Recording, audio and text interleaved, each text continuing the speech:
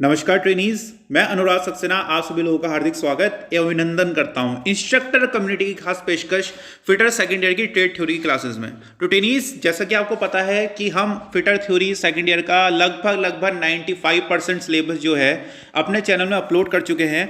आप लोगों की हैवी डिमांड थी कि एक जो चैप्टर हमारा बचा हुआ है ड्रिल जिग, इसको जल्दी से अपलोड कर दीजिए। तो किसी कारणवश हम अभी तक कई महीनों से इस चैप्टर को अपलोड नहीं कर पाए थे, तो आपकी डिमांड को देखते हुए फाइनली हमने इस चैप्टर को अब हम अपलोड करने जा रहे हैं, जिससे हमारे चैनल पे आपको फिटर सेकंड ईयर की थ्योरी के सारे मॉड्यूल्स विद कॉन्सेप्ट सॉल्व मिल जाएंगे। ठीक है, हमारा मेन टारगेट यही रहता है कि हम आपको कॉन्सेप्ट्स के साथ सारे सॉल्यूशंस उपलब्ध करा पाएं, जिससे जब आप आगे कहीं जॉब में जाएं या अब आप जहां भी आगे कार्यभार अपना संभालेंगे वहां भी आपको हेल्प मिले। तो चलिए बिना किसी देरी के शुरू करते हैं क्वेश्चन नंबर 1 से, जो आज की वीडियो का पहला क्वेश्चन है। तो देखिए, ये जो चैप्टर है जिसका नाम आपको मॉड्यूल सिर्फ ड्रिल जिग करके दे दिया गया है, मगर इस बात का हमको विशेष ध्यान रखना है कि इसमें सिर्फ जिग की बात नहीं हो रही है। आने वाले आगे के जो भी क्वेश्चन आपको मिलेंगे 1 से लेके 28 तक, उसमें आपको सिर्फ जिग्स के बारे में नहीं, आपको फिक्सर्स के बारे में भी जानकारी होना बहुत महत्वपूर्ण है।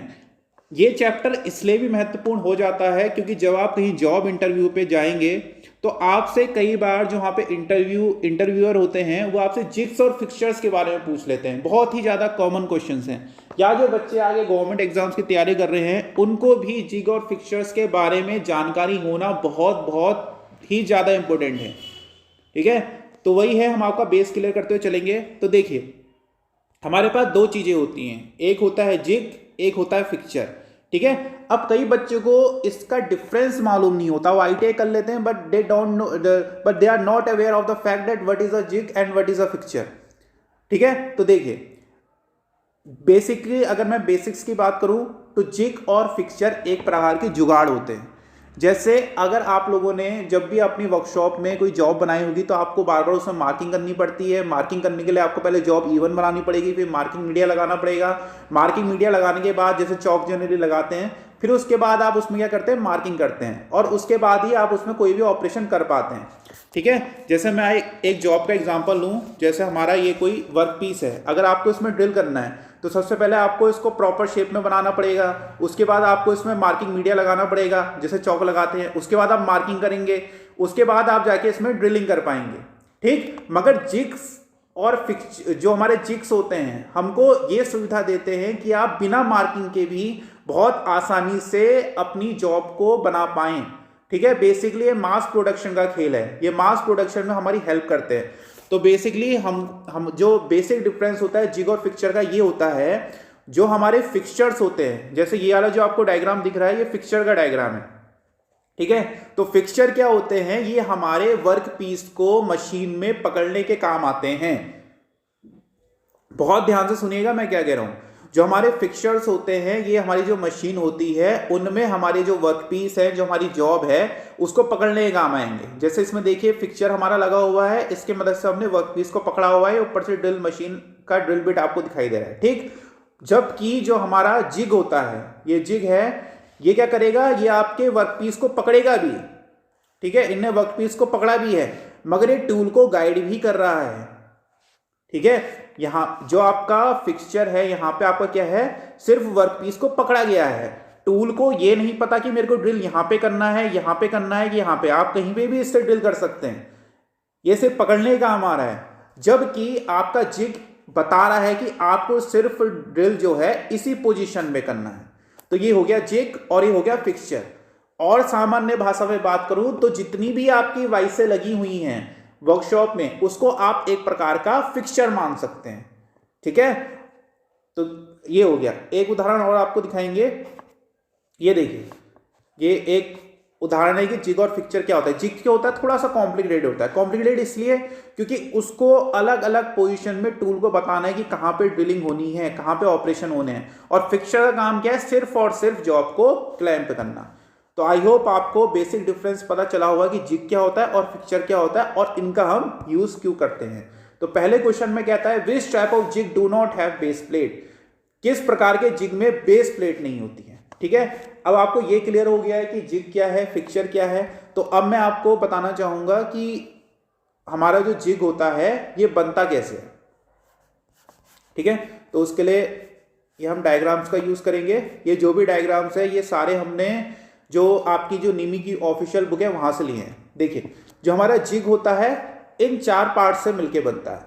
सबसे पहला उसमें होता है बेस प्लेट, ठीक, जिसे हम सतह प्लेट या जिग बॉडी भी कहते हैं। दूसरा होता है ड्रिल प्लेट या जिग प्लेट, और तीसरा होता है हमारा ड्रिल बुश, और चौथा होता है क्लैंप। जैसे ये एक हमारे जिग का उदाहरण है। देखिए, अब इसमें जो आपको येली प्लेट जो नीचे से लगी हुई दिख रही है, इसको हम बोलते हैं बेस प्लेट।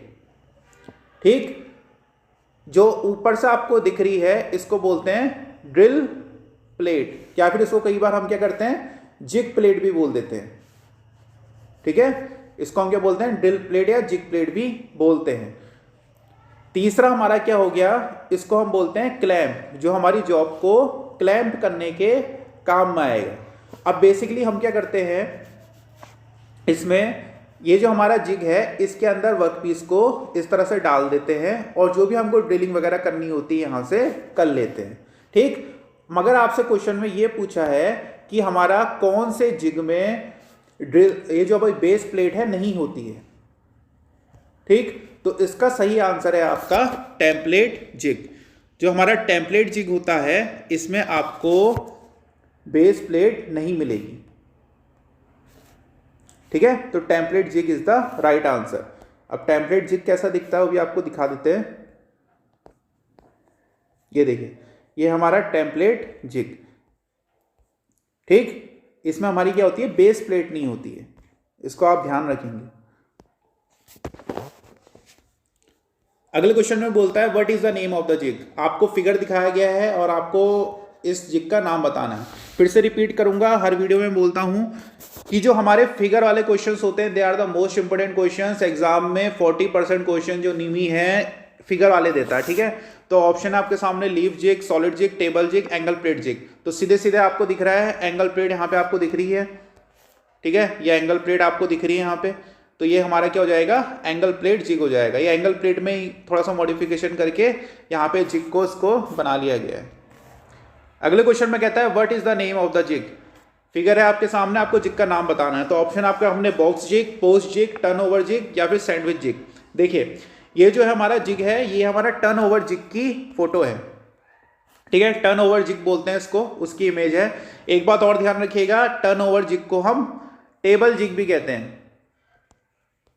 ठीक है, ये जो टर्न ओवर जिग है इसका दूसरा नाम टेबल जिग भी होता है। टेबल जिग क्यों होता है इसका कोई एक्सप्लेनेशन देने की जरूरत नहीं है, सिर्फ टेबल की तरह दिख रहा है। ये देखिए 4 पैर है इसके और ऊपर से टेबल टाइप का दिख रहा है, तो टेबल जिग है, इसको याद रखिएगा। इसको टर्न ओवर जिग भी हम कहते हैं, और इसका क्वेश्चन एग्जाम में आ भी चुका है पहले।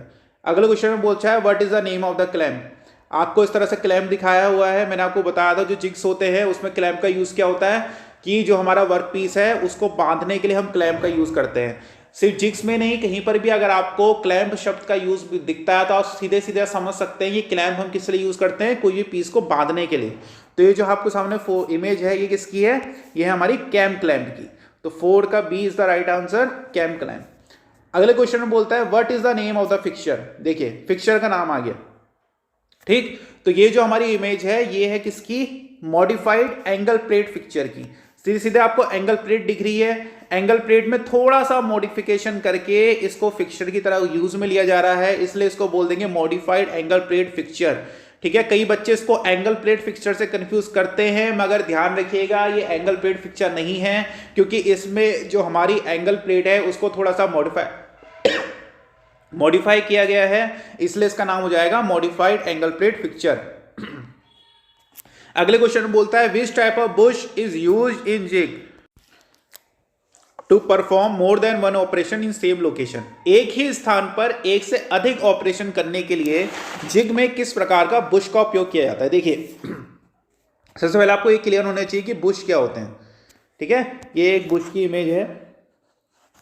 ये देखिए कई बार हमको क्या होता है, जैसे हमको यहाँ पे ड्रिल करना है।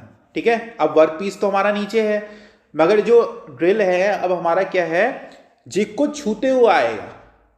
ठीक है, अब जब वो जिग को छूते आएगा तो जिग की सरफेस को घिस देगा।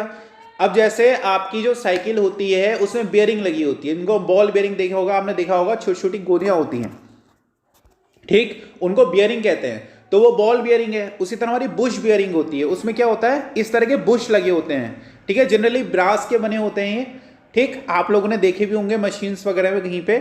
तो क्या होता है, ड्रिल हमारा इसके अंदर से आता है जिससे हमारी जो सरफेस है उसको ना घिसे, ठीक। तो आपसे पूछ रहा है वो कौन सा प्रकार का बुश होता है जो जिससे हम एक ही बार में कई सारे अधिक ऑपरेशंस कर सकते हैं। तो आप इसका ध्यान रखेंगे, इसका आंसर है स्लिप बुश। जो हमारा स्लिप बुश है वो एक से ज्यादा ऑपरेशंस करने के काम आता है। अगले क्वेश्चन में कहता है what is the purpose of grooves provided in the V blocks. V block में दिए गए ग्रूव्स का उद्देश्य क्या है। तो आपने वी ब्लॉक देखा है, ठीक है, ये हमारा वी ब्लॉक है, ठीक। तो आपसे पूछ रहा है ये जो इसमें ग्रूव्स कटे हुए आपको दिख रहे हैं यहाँ पे, ठीक है, ये जो ग्रूव्स हैं इनका यूज क्या है। तो सीधी सी बात है, ये इन ग्रूव्स को हम इसलिए लगाते हैं वी ब्लॉक में जिससे हम यहाँ पे जो हमारा सी क्लैंप है, जो आपको सी क्लैंप दिख रहा है यहाँ पे, इसको एडजस्ट कर सके। तो ऑप्शन है आपके सामने, reduce the weight, support the workpiece, clamp को समायोजित करने के लिए, और चौथा है थर्मल विस्तार की अनुमति देने के लिए। तो इसमें सही आंसर क्या हो जाएगा, 7 का सी, क्लैंप को एडजस्ट करने के लिए, ठीक है, क्लैंप को समायोजित करने के लिए। अगले क्वेश्चन में बोलता है why the balancing weight is provided in the turning fixture. Turning fixture में बैलेंसिंग वेट क्यों प्रदान किया जाता है। ऑप्शन है आपके सामने, टूल को गाइड करने के लिए, टूल को बैलेंस करने के लिए, वर्क टेबल को बैलेंस करने के लिए, ऑप्शन डी अनियमित वर्कपीस को संतुलन करने के लिए। देखिए, जब भी मशीनरी में कोई भी चीज, मशीन है, गाड़ी है, कारों में भी बैलेंसिंग चलती है, बाइकों में भी चलती है, ठीक, जो भी हमारी मोशन वाली चीजें हैं वहां पे हमको बैलेंसिंग करनी पड़ती है, नहीं तो वाइब्रेशंस बहुत ज्यादा प्रोड्यूस हो जाते हैं। अब देखिए, अगर कोई चीज मान लीजिए यहां पे इस तरह से राउंड राउंड चल रही है, ठीक है, अगर आपने इसमें कोई वेट इस तरह से यहां पे लगा दिया तो अब क्या होगा, राउंड राउंड नहीं चल पाएगी। आपने देखा भी होगा गाड़ियों में, अगर हम इस तरह से कोई बैलेंस वगैरह इसमें कोई वेट लगा देते हैं, ज्यादा एक तरफ से वेट हो जाता है तो गाड़ी उस तरफ झुक जाती है, या फिर जनरली क्या होता है वो वाइब्रेशन उसमें ज्यादा करने लगती है, ठीक है। तो अगर दूसरी तरफ भी आपने इस तरह से इसमें वेट लगा दिया है तो क्या होता है, ये बैलेंस हो जाती है। तो उसी तरह से अगर हमारी जो वर्क पीस है वो रेगुलर शेप का है, उसका वेट क्या है, पूरी तरह से कॉन्सेंट्रेटेड है, तो उसमें बैलेंसिंग की आवश्यकता नहीं पड़ती है। मगर मान लीजिए कोई इस तरह का वर्क पीस है जिसमें सारा वेट एक ही तरफ से है, तो उसको हमको बैलेंस करना पड़ता है, ठीक है, क्योंकि अगर वो मूवमेंट करेगा तो सारा फोर्स एक ही तरफ को मारेगा। तो इस चीज से बचने के लिए हम उसमें दूसरी तरफ से काउंटर बैलेंस लगाते हैं, इसको हम बोलते हैं बैलेंसिंग। तो क्वेश्चन में आपसे पूछा था कि टर्निंग फिक्सचर में बैलेंसिंग वेट क्यों प्रदान किया जाता है तो इसका ऑप्शन क्या हो जाएगा, 8वें का डी, टू बैलेंस इरेगुलर वर्कपीसेस, अनियमित वर्कपीस को संतुलित करने के लिए। अगले क्वेश्चन में बोलता है which type of fixture is used for machining on evenly spaced surfaces. समान रूप से स्थानिक सतहों पर मशीनिंग के लिए किस प्रकार के फिक्सचर का उपयोग किया जाता है। तो इसके लिए हम लोग यूज करते हैं इंडेक्सिंग फिक्सचर्स को। इसको आप लोग ध्यान से याद रखिए, इस चैप्टर में याद रखने वाली चीजें बहुत हैं, थोड़ा सा डिफिकल्ट चैप्टर इसको मैं कहूंगा, ठीक है। तो इसको बोलेंगे इंडेक्सिंग फिक्सचर्स। इसका हम यूज कब करते हैं, जब आपको इवन सतहों पर मशीनिंग करनी होती है, ठीक है, एक इवन सतह है वहां पे आपको मशीनिंग करनी होती है, तब हम इसको यूज में लाएंगे। अगले क्वेश्चन में कहता है what is the name of the jig. ठीक है, आपके सामने एक जिग की फोटो है, उसको आपको नाम बताना है।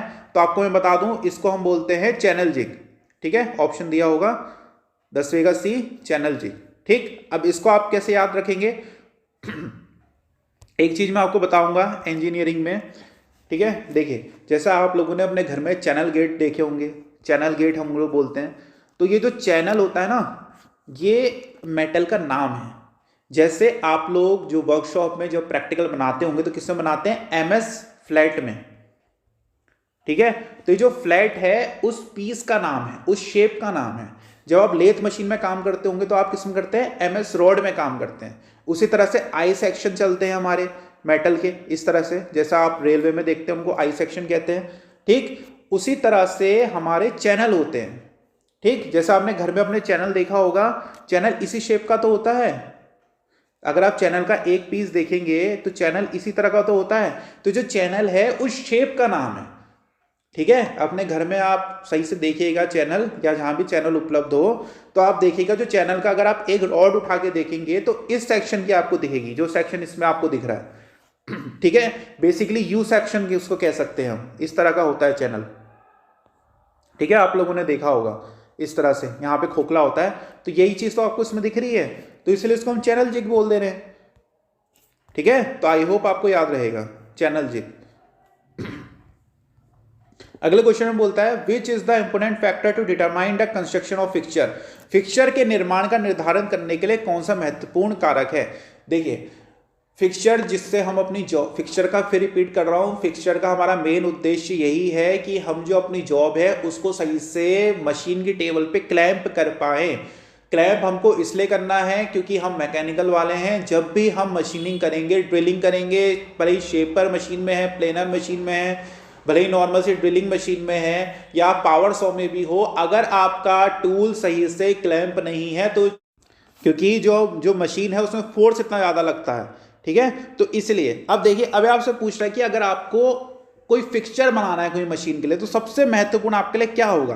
तो ऑप्शन आपके सामने कि आप कौन सी मशीनिंग कर रहे हैं, मशीनिंग मेथड, ऑप्शन बी है लोकेटिंग और क्लैंपिंग, ऑप्शन सी है टूल ग्राइंडिंग और फ्रेम, ऑप्शन डी है कार्यखंड और टूल का साइज। तो सबसे इंपोर्टेंट आपका फैक्टर है आप कौन सी मशीनिंग कर रहे हैं। आप शेपर मशीन में है, लेथ मशीन में है, ड्रिल मशीन में है, उस हिसाब से तो फिक्सचर बनाएंगे। तो इसका सही आंसर क्या हो जाएगा, 11 का ए, मशीनिंग मेथड। 11 का ए इज द राइट आंसर। अगले क्वेश्चन में बोलता है what is the purpose of setting blocks used in the fixture. Fixture में उपयोग किए जाने वाले सेटिंग ब्लॉक्स का उद्देश्य क्या होता है। ठीक है, तो इसका सही आंसर है 12 का D, position the fixture and work related to cutter. Cutter से संबंधित स्थिरता और काम की स्थिति। देखिए,